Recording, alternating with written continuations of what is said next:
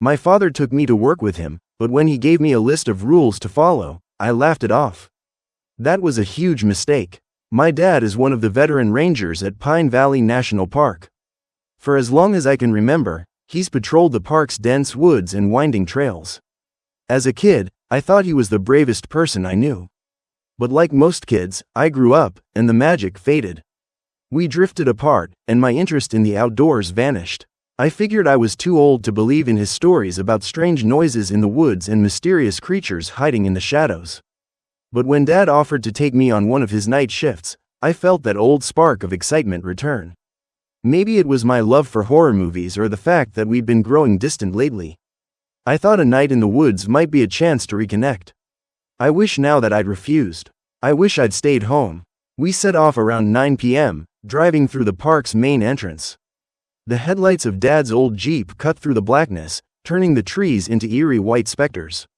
I stared out the window, watching as familiar landmarks passed by, fading into the shadows as we drove deeper into Pine Valley. It surprised me how vast the park felt at night. I'd hiked a few trails before, but it seemed like the forest was growing larger the farther we went, swallowing the road until it felt like we were the only two people left in the world.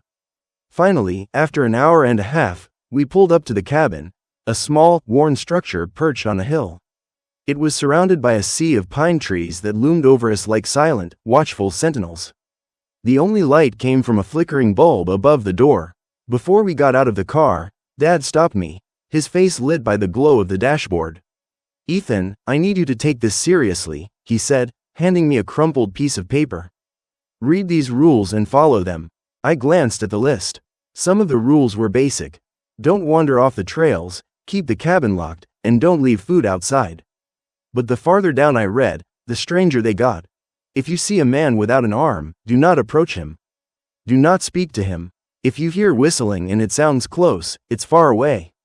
If it sounds far, it's close. Beware of the silence. When the woods go completely quiet, leave immediately. I laughed, trying to lighten the tension. "Dad, I'm not a little kid anymore. This isn't going to scare me." But he didn't laugh. His eyes were fixed on mine, serious and dark. "This isn't a joke, Ethan. I need you to promise me you'll follow these rules." I hesitated, the laughter dying in my throat.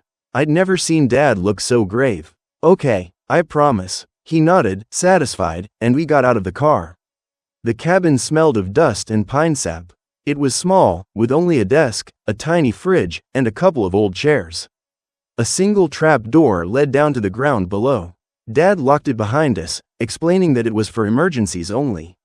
We spent the first few hours talking. I could tell Dad was trying to bridge the gap that had grown between us. We reminisced about the past, laughed about old camping trips, and for a moment, I felt like we were connecting again. But as the hours wore on, the air in the cabin grew heavy, and a chill crept through the walls. I began to feel uneasy, like someone, or something, was watching us from the trees outside. Around midnight, my eyelids grew heavy. I tried to stay awake, but the warmth of the cabin and the quiet murmur of Dad's voice lulled me into a doze. I don't know how long I was asleep when Dad woke me. "Ethan, wake up." I blinked, groggy and confused. "What's going on?" Martin called. Martin was another ranger who worked the night shift with my dad, covering the other half of Pine Valley. "There's a camper missing. We need to go out and look." I sat up, rubbing the sleep from my eyes. "Are we both going?" "No," Dad said, shaking his head. "You're staying here, but I can help." "No," his voice was firm. "It's safer if you stay in the cabin. I'll be back soon. Just keep the lights off and stay put. If anything happens, call me." Something in his tone made my skin crawl. "Dad, what's going on?" "It's nothing to worry about," he said, though he didn't meet my eyes. "I'll be back in an hour, maybe less." He climbed down the ladder and disappeared into the night.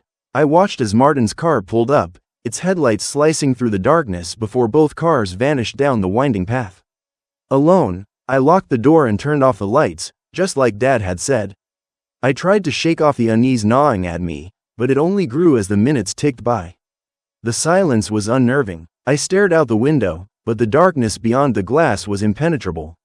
My reflection stared back at me, a pale face with wide, fearful eyes.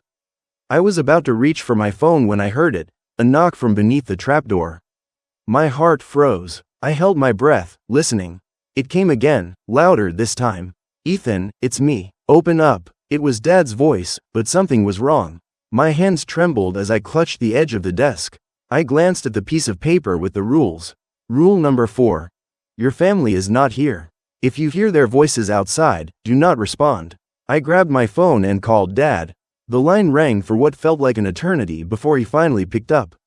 "Ethan, are you okay?" Dad whispered, his voice tense.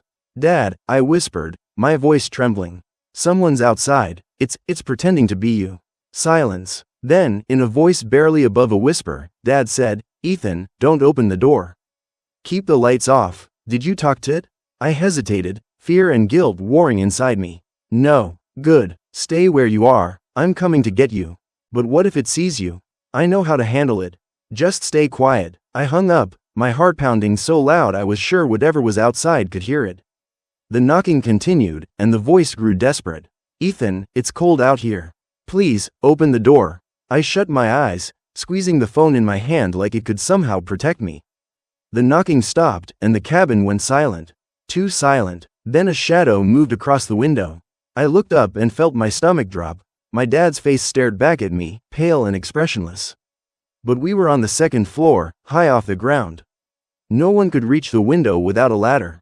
The face tilted, its eyes locking onto mine. I felt a chill run through me as it slowly pulled its lips into a wide, unnatural smile. It raised its hand and knocked again, the sound echoing in the stillness of the cabin.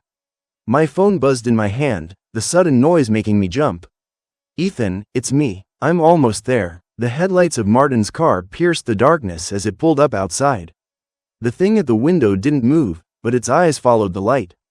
Then, without a sound, it melted back into the shadows. Gunshots rang out, shattering the silence. I watched as my dad climbed the ladder, and I felt a wave of relief wash over me.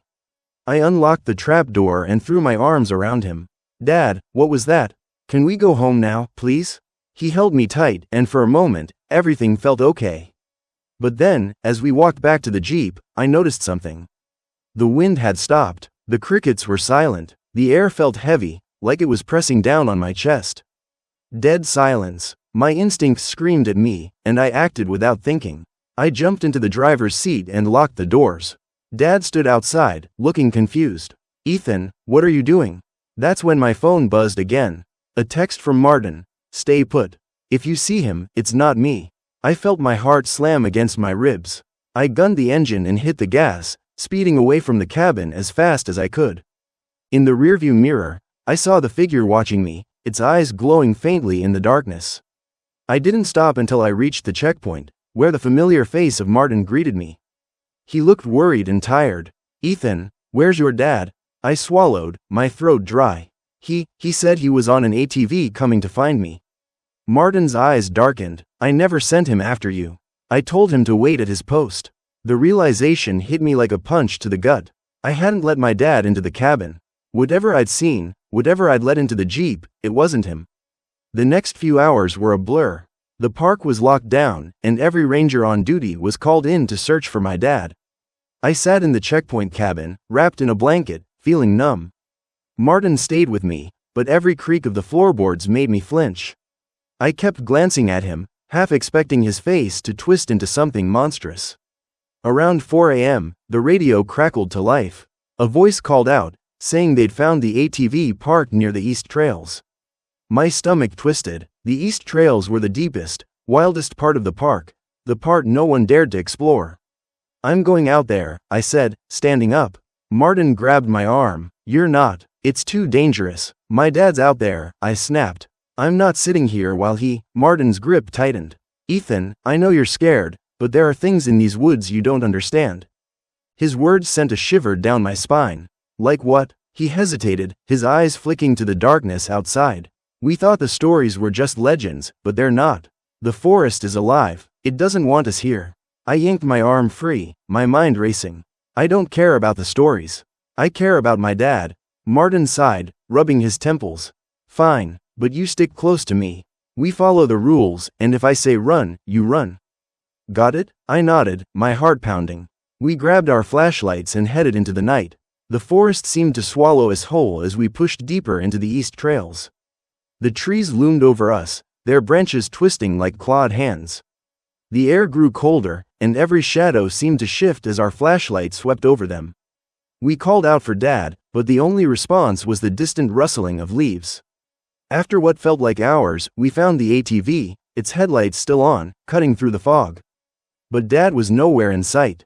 My chest tightened. "Dad," I called, my voice echoing through the trees. A distant whistle answered. It was faint, barely audible, but it sent a chill down my spine. Martin tensed beside me. "We need to move, now." "But, now," he barked, pulling me away. We started running, the trees blurring past us, but the whistle followed, growing louder, closer. I glanced over my shoulder and saw a shadow moving between the trees, keeping pace with us. We stumbled into a clearing, and I skidded to a stop, my breath freezing in my throat. There, in the center of the clearing, was my dad. He was on his knees, his head hanging low. His clothes were torn, and his hands were scratched and bleeding. "Dad," I screamed, breaking free of Martin's grip. "Ethan, wait," Martin shouted, but I was already running to my dad's side. I dropped to my knees, grabbing his shoulders. "Dad, it's me. We have to go." He lifted his head, and for a moment, I felt relief. But then I saw his eyes. They were blank, empty, like he was staring straight through me. "Ethan," he whispered, "you shouldn't have come." I felt my heart shatter. "I couldn't leave you." He reached out, his hand cold as ice. "I tried to keep them away, but they want you. They've always wanted you." Tears blurred my vision. "Dad, what are you talking about?" Martin's voice cut through the night. "Ethan, get back here." But before I could move, something grabbed me. Cold fingers tightened around my arm, pulling me back. I turned, and my blood ran cold. The thing that looked like my dad was smiling, its mouth stretching far too wide. "Run, Ethan." I tore free, stumbling to my feet. Martin fired his gun, the shots ringing through the trees. The thing screamed, a sound like nails on a chalkboard. "Go," Martin shouted. I ran, my heart pounding as the forest closed in around me. Branches clawed at my clothes, and shadows darted in and out of the corners of my vision. I didn't stop until I burst through the tree line, collapsing onto the trail. Martin was right behind me, his face pale and drawn. We drove back to the checkpoint in silence. I watched the trees recede in the rearview mirror, my mind racing. I didn't know what I'd seen in that clearing, but I knew one thing for certain. That wasn't my dad. The investigation that followed was long and grueling. They questioned us for hours, trying to piece together what had happened. I told them everything, but they didn't believe me. They said Dad was still missing, that they hadn't found any trace of him. Martin backed me up, but I could tell they thought we were lying. Weeks passed, and they eventually declared Dad missing, presumed dead. They offered me counseling, support, everything they thought I needed, but none of it mattered. The park still felt like it was watching me, waiting for me to make a mistake. Sometimes, when I look at the photos of Dad from our last trip together, I feel a cold shiver run down my spine. I wonder if, deep down, I know the truth. Maybe I did let something else into the cabin that night. Maybe I didn't bring my dad back at all. And sometimes, when I catch him staring at me from across the room, his eyes dark and distant, I wonder if the real him is still out there, lost in the woods, waiting for me. It's been 6 months since that night. I haven't returned to Pine Valley, but sometimes I dream about it. I see the forest stretching out beneath a dark sky, the pines whispering secrets in a language I can't understand. And in the center of it all, I see the clearing where I found my dad. Last night, I woke up to the sound of whistling outside my window. It was faint, barely a breath against the glass, but I knew, deep down, that it wasn't far. It was close, closer than ever. As the author of this story, the conclusion would delve into the lingering uncertainty and the haunting truth that Ethan can never fully escape. The whistle outside his window in the final moments serves as a chilling reminder that whatever was in those woods still wants him, and maybe it always will. He may have left Pine Valley behind, but the forest, and the darkness it harbors, has not forgotten him. The terror isn't just in the supernatural forces Ethan encountered, but in the unknown. The creeping realization that his father might still be out there, or worse, that something wearing his father's face now walks in his place. No matter how far he runs, Ethan can't shake the feeling that what happened that night isn't over. He's marked, tied to the forest, and whatever wants him is patient. The story's conclusion isn't about closure, it's about a deep, abiding fear of what lurks just beyond the edge of understanding. Ethan's life is forever changed, and he must now live with the uncertainty of whether his father is truly gone, or whether he's still waiting out there in the woods, calling for him. The true horror is the realization that some doors, once opened, can never fully be closed.